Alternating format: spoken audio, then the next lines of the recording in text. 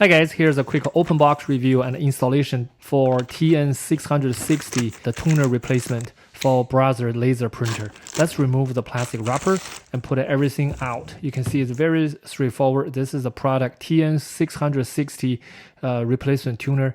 Very good package with orange color protection. Let's remove the existing cartridge tuner. Just put it out from the existing one. It's pretty long. You can see the middle one shows the TN660. That is the replacement tuner. The left one is the old one. The right one is the new one.